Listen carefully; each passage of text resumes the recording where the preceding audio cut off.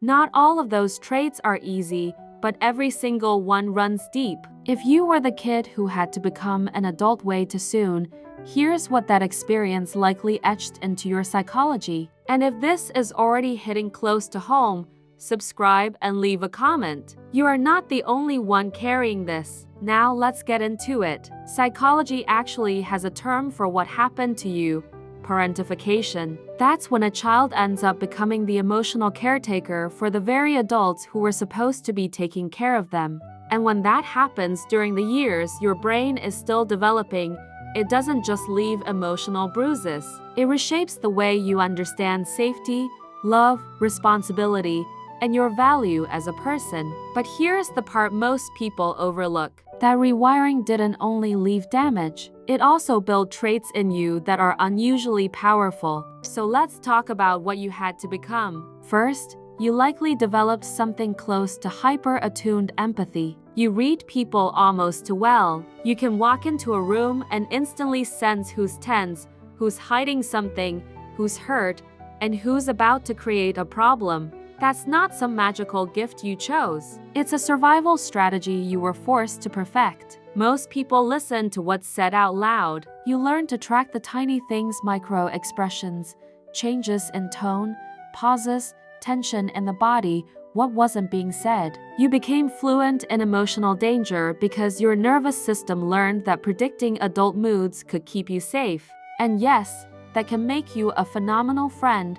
partner, counselor, or support system, but it also leaves you drained because you were never taught how to switch it off. You're still scanning for danger long after the danger has passed. You're still regulating people whose emotions are not yours to carry. Your body never got taught that empathy and survival are not the same thing. Second, there's the kind of hyper-independence people love to praise, even though they usually misunderstand it. You don't ask for help easily. Maybe you almost never do. And that's not because you're just so strong. It's because somewhere deep down, you learned that needing someone came with risk. Dependence felt unsafe. Vulnerability felt like a setup for disappointment, rejection, or abandonment. When you were the child trying to keep everything from falling apart, support was never something you could rely on. So you adapted. You built walls so solid that now even you struggle to get past them.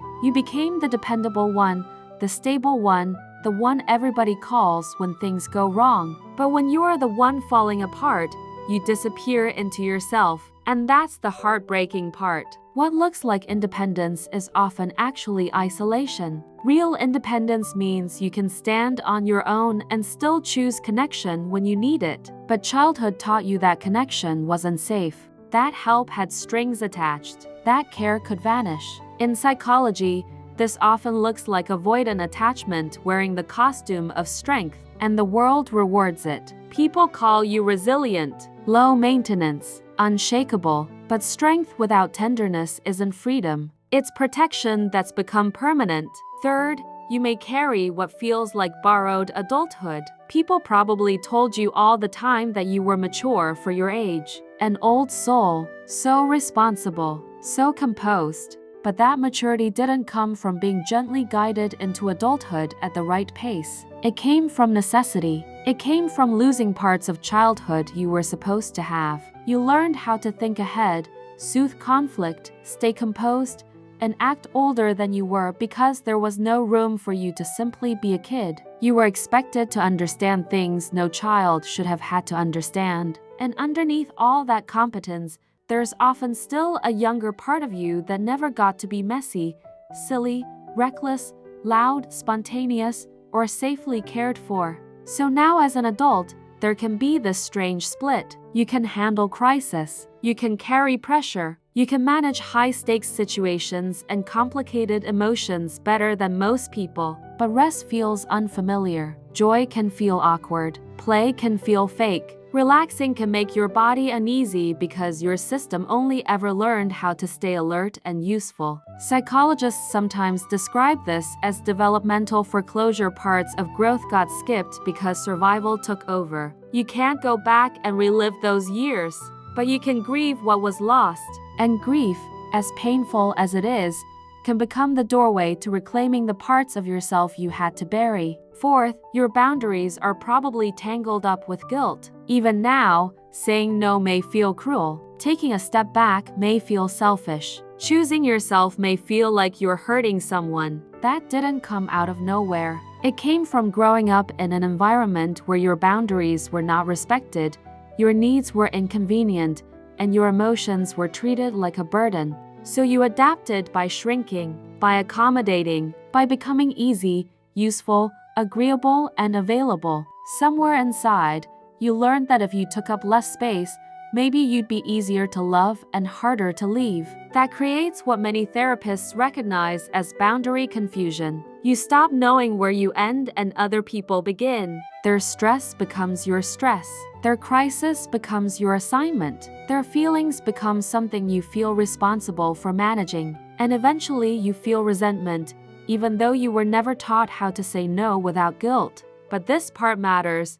Boundaries are not cruelty. They are not rejection. They are not punishment. Boundaries are the space where you finally get to exist without earning your right to be there. They are where you stop over-functioning, over-explaining, over-giving, and disappearing into other people's needs. Learning to hold a boundary without drowning in guilt may be one of the hardest things you ever do, but it is also one of the clearest signs that you are stepping out of survival mode. And finally, there's one of the rarest traits of all. You may carry what some people describe as the witness wound. You notice what other people miss. You see patterns in behavior, pain beneath performance, potential inside dysfunction. You understand human psychology in a way that often can't be learned from a textbook because your education was lived. You know what it looks like when someone is smiling and not okay. You can hear distress hidden inside jokes, silence, sarcasm,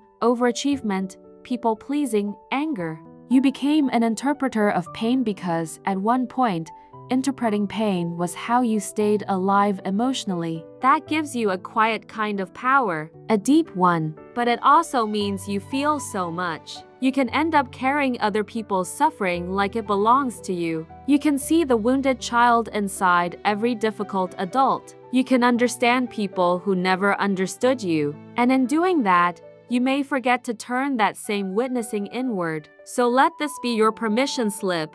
You do not have to rescue everyone. You do not have to decode everyone. You do not have to be the emotional historian for every broken person you meet. You are allowed to witness yourself first. You are allowed to tend to your own pain before reaching for someone else's. You are allowed to finally become the person who shows up for the child you once were. If you recognize yourself in these traits, hear this clearly. You are not damaged beyond repair. You are not too sensitive. You are not too much. You are someone who adapted to what never should have been placed on your shoulders in the first place. And those traits that sometimes feel like burdens, they are also evidence. Evidence that you endured. Evidence that you found ways to survive. Evidence that you are still here, still evolving, still capable of deep, real change. The child version of you deserved protection. The adult version of you deserves peace. Healing doesn't mean pretending it never happened. It means making enough room inside yourself for that younger part to finally come home. And if you want more psychology content about trauma, healing, and the invisible patterns that shape your life, check out my newsletter in the description. No fluff, no fake inspiration, just honest insight. You had to grow up too early, but you are still growing, and this time, you get to do it for yourself.